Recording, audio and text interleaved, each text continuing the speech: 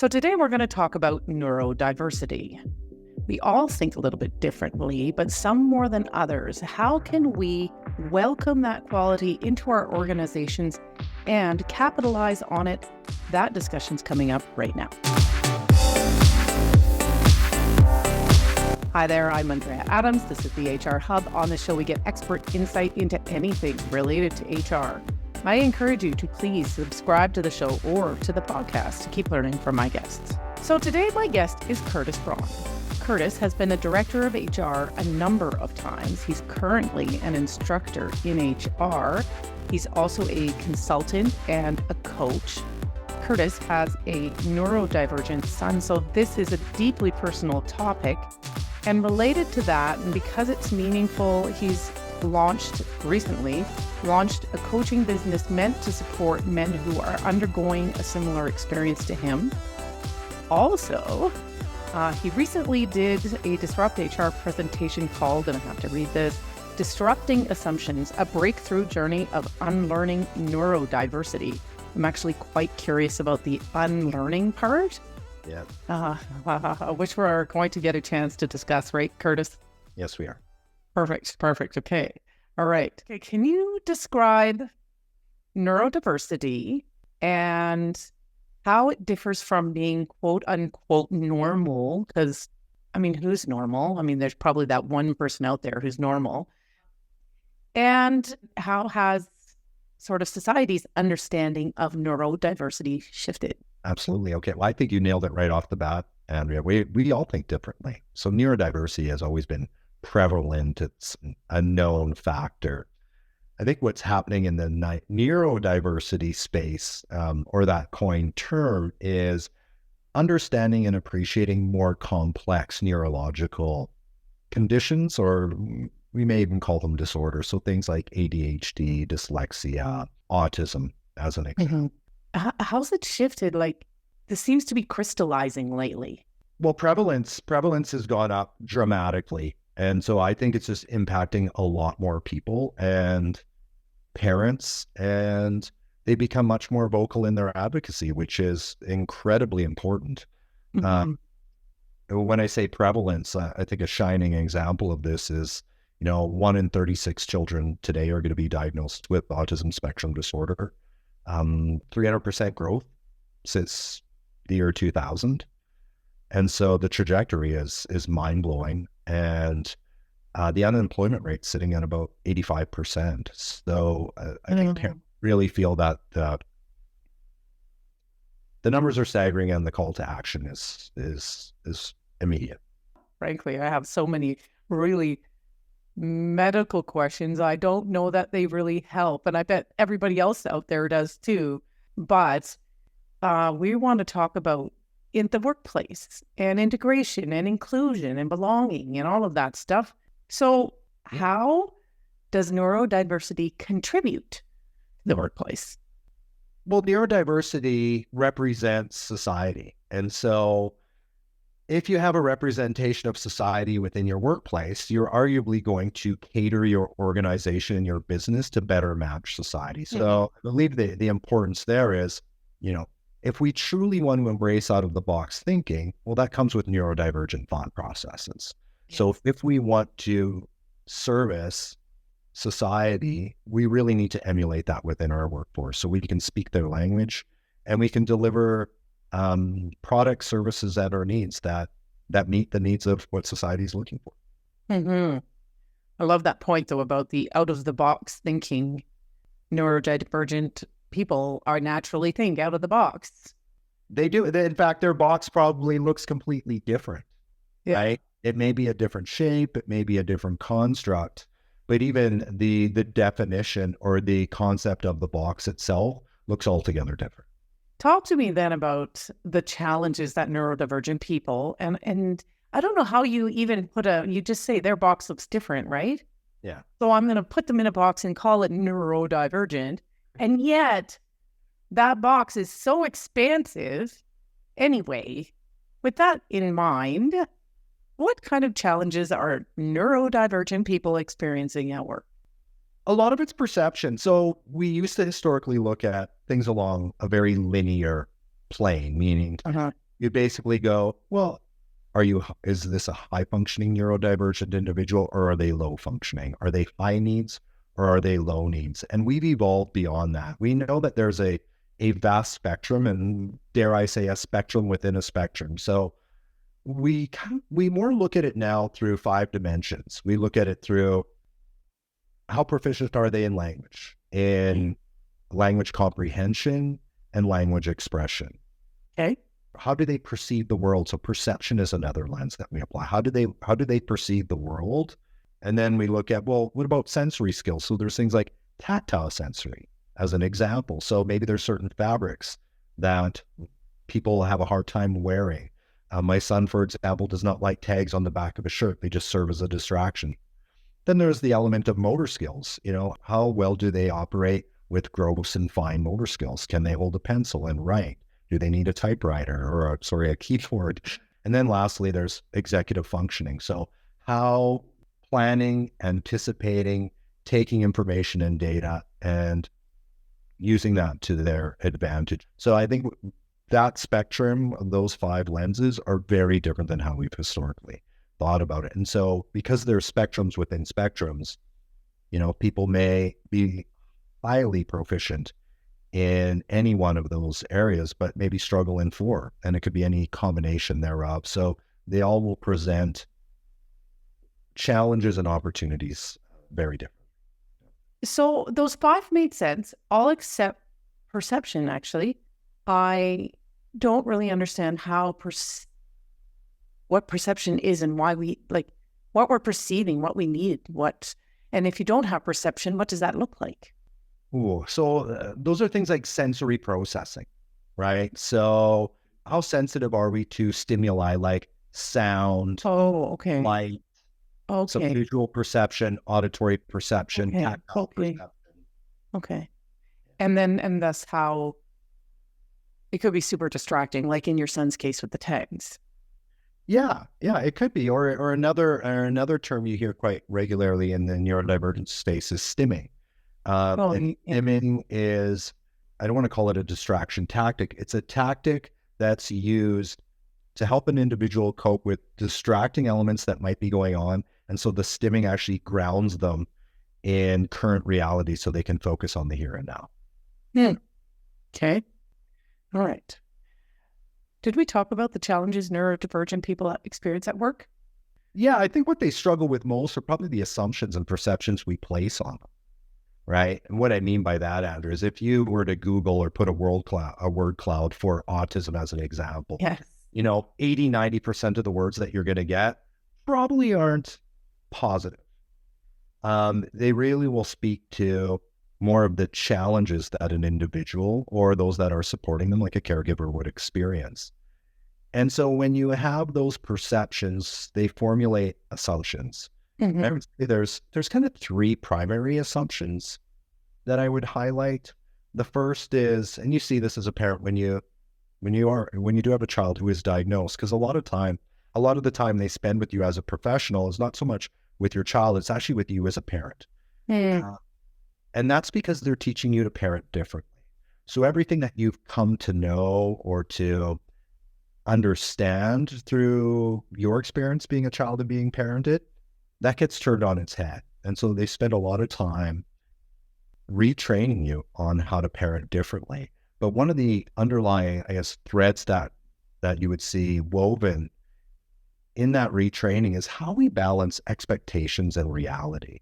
And so a lot of us that have children, we go, well, our expectations are up here. I mean, homework reaches that trajectory. Whereas I think the neurodivergent, it's almost like you're encouraged to drop your expectations down because reality might not be that same upward trajectory. So I think one of the assumptions is address your expectations down because reality is going to let you down. So I'd say that's assumption number 1. Assumption number 2 is that routine and change are at odds. And so there's an intersection point. And so on one hand, routine, structure, extremely paramount for those that are neurodivergent, and that anything that's related to change and transitions comes with a lot of complexity. So I'd say that's assumption number 2.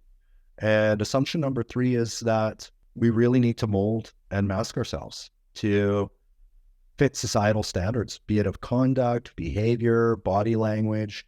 And as it relates to the workplace, you see a lot of this integrated into be it our talent frameworks, our competencies, Yes, yes, and arguably some of our curriculum of what it means to be a professional. absolutely you do. It's everywhere. A theme that's been coming up on the channel lately is doesn't just matter what you do, it's how you do it. Yes. And that in some of what you've just talked about could be challenging for someone who's neurodivergent. Absolutely, especially as it relates to things like perception and how they see and perceive the world and how they interact with the world. So how they view professionalism can look very different from how we view professionalism. Do they need to adapt or do we need to adapt? Or A and B? There is an element of both, almost like anything in life. Yeah. You know, the world's not going to change for the minority, typically. Mm-hmm. Right? There is an element of, learning to navigate and maneuver in the world as it is, while still advocating for appreciation of how things can be done differently. And we can still arrive at the same destination. So I think it is a combination of the two. So we're in Calgary. Are there any Canadian laws pertaining to neurodivergence? No, there is too. No? Huh? No. Is it a disability? So there is related to persons with disabilities, but there is not a unique call out to neurodivergence or neurodivergence. So we have the same things like duty to accommodate. Yep. And that's about the extent of where it goes. So now let's get to the meat of this. How can we be more accommodating, inclusive of neurodivergent people? What does that look like? Back to the spectrum that I shared earlier, there's going to be opportunities and challenges within essentially those 5 dimensions of how we assess neurodivergence. And this goes back to the boxes we were talking about earlier, right? We have a tendency to do identities in a box for some reason. As much as we want to do belonging and inclusion, we can include and belong as long as we can put parameters around it and put people in a box and define them, because we want some form of definition to create that Predictability. Identity of uniqueness, acknowledgement and identity of uniqueness. But it's messy. Boxes are messy. And right, there's a saying out there, especially in the autism world, is if you've met one person with autism, you've met one person with autism, because they all are uniquely different, right? And so I feel the way that we can address that is no different than how we're addressing things with everybody else. And that is, how do we create unique doors of opportunity, of experience? And if we make change part of our routine for everyone, we're going to continue to unleash individual and collective potential. So just because someone is neurodivergent doesn't mean you put them in a box and you can only talk to them a certain way, yet they only need structure and, mundane, repetitive tasks on a day. And yes, there's people that are going to excel in that environment, but we're all the same. We want to be challenged. We want to be encouraged. We want to be motivated. And I don't think it's any different for this community. What are the skills that we need to have in our organizations to make that happen? It still boils down to some of the same core principles. Okay. Being present, Mm-hmm. having dialogue and conversation, asking people what they need, what can help set them up for success, what do they need done differently, what do they need from you to be successful. It really isn't a deviation away from how we should be treating, every other employee. And that is, we need to have conversations. Sometimes they're going to be a little bit more difficult in nature, or a little bit maybe tougher to navigate through, but they're the conversations we need to have. And dialogue is our pathway to understanding. Hey, business owners, executive directors, are people stresses or challenges getting in your way? Imagine managing your people issues smoothly, addressing, better yet, dealing with employee problems before they're ever a big problem, adapting to all the changes in employee rules, and doing all of this easily. I can deal with your HR challenges so they're resolved. With me, you'll get the right things done, build a strong team, and create a workplace where the right people want to be. Your business deserves to thrive without a lot of HR hassle. I'm here to help you make that happen. With my assistance, you can focus on business growth, supported by a strong team. Take a first step towards a better business today. Reach out and let's chat. Visit thehrhub.ca and let's begin transforming your people challenges. Now, what about the unlearning part? You put that in the title of your Disrupt HR presentation. What do you mean by unlearning? Well, so the three assumptions I spoke to earlier, right? Okay. And so we through our journey with our son, those assumptions are either things that you're led to believe or that maybe your limited understanding is when you get into this space and you're just starting out on your journey. But as you go through life experiences, you start to challenge some of those assumptions or those perceptions. So what have we learned or unlearned in the process? So there's three things. One is, I mentioned earlier that routine and change are at odds. I think what we've come to learn is they're not at odds. In fact, if you make change part of your routine, and you create disruption with intention, reality can easily exceed your expectations. And in doing so, you can really empower those individuals to launch well beyond the gravitational pull of our assumptions. So that's kind of unlearning and relearning. Number one is routine and change are not at odds. In fact, they're complementary of one another. The second thing is that the path from A to Z is not linear, and I don't think this is a mind blowing, discovery. But I'll paint a little picture for you here. When our son first started spelling, he didn't know how words were spelled in I'm going to use the word progressive manner, meaning he didn't know they were spelled left to right. Okay. He didn't know language operated left to right. And so when he got letter tiles and he first started spelling words, he started spelling right to left. And so he would start with the last letter and build out his words and build out his statements. The end state and the destination was exactly the same. It's just the path he took was a little bit different. So we learned very early on that, again, A to Z isn't linear. It's not necessarily left to right or predictable. You can get to the same outcome. You might just take a little bit different path. And sometimes that path is reverse engineered. Mm-hmm. And then I'd say thirdly, the thing that we've really learned is we talk a lot about awareness. We talk a lot about acceptance in this space. And I think what we've learned, especially as it relates to masking and molding, is, and this speaks to one of the earlier questions you had around how do we treat, do we need to do anything unique in this space? And a common place for us all is really that psychological safety and trust, right? And with that, we're going to get acceptance of uniqueness, right? And so we need to create places that are safe for people to unmask and think outside of the box and act and think a little bit differently. And the way that we get there is by really reinventing what we talked about earlier, reinventing our talent frameworks, reinventing our leadership development, reinventing our learning and development methodologies around what we all have in common. And you spoke to it earlier. The thing that we all have in common is we all do life differently. And if we can embrace that uniqueness and create the psychological safety and trust for that, I think you're going to see a lot more success in this space. Psychological safety, man, comes up over and over. And trust. You mentioned that one too.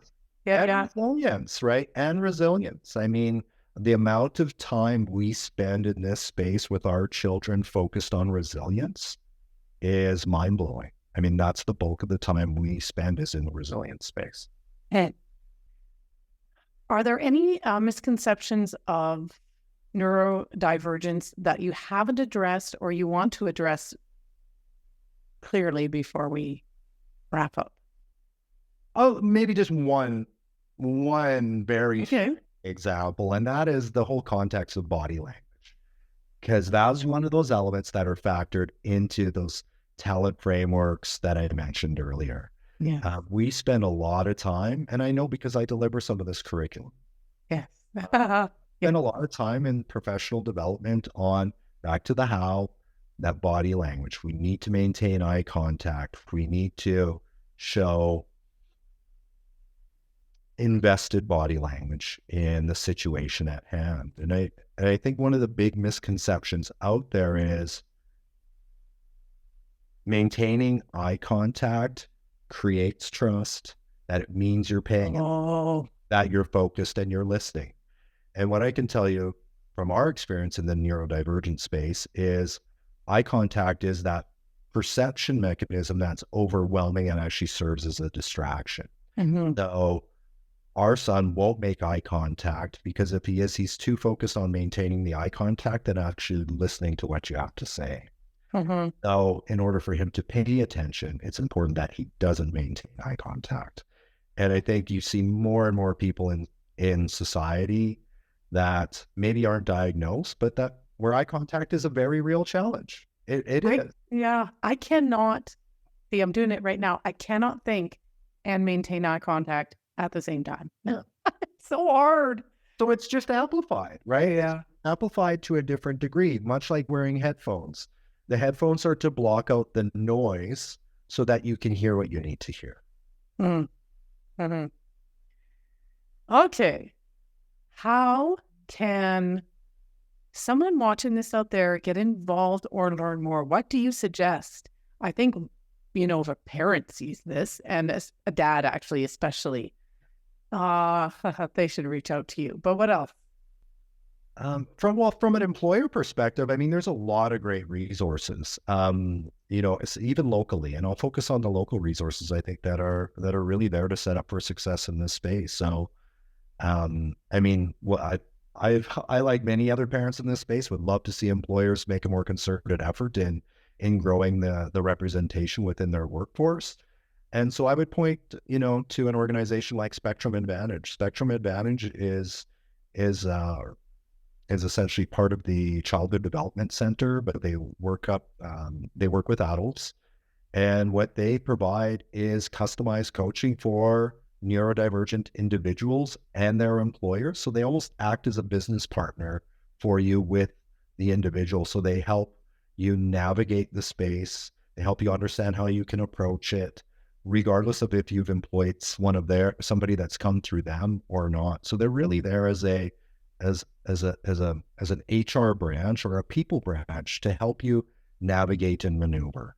And it's a great resource that any employer can tap into and take advantage of, as well as, identify and potentially secure employees. The other one, and I've had the opportunity to work with them very closely, is a company by the name of Auticon. And Auticon specializes in neurodivergent talent that really excels in the technology and data space. So a lot of tasks that many people struggle with, so massive data sets and data visualization, analytics, and data transformation. A company like Auticon hires people that excel in things like pattern recognition, mass data analytics, and basically how you can up your technology and innovation teams by taking advantage of neurodivergent talent. Or I should say leveraging neurodivergent talent, not taking advantage. Yeah, I know. I had that word in there. I think somewhere one of my drafts of the intro, and I was like, hold on a moment, time out. I don't mean taking advantage of. I mean, and that's, I did. And I switched it for the word capitalize. Yes. And a lot of these people, children and adults alike, come with a manual, believe it or not. Because Well, we've all gone. So my child, I'll use my child as an example, going through his program and then into school, they have what's called an IPP, so an individualized performance plan. Okay. So that acknowledges where they have challenges, where they excel. It's basically his own little book that accompanies him. And a lot of these children in this space or a lot of individuals in this space are very cognizant of what they bring to the table. Well, thanks, Curtis. That was eye-opening. I'm thinking about how we seem to have a tendency to put people in boxes that are too narrow, that don't allow them to be the person we are in that.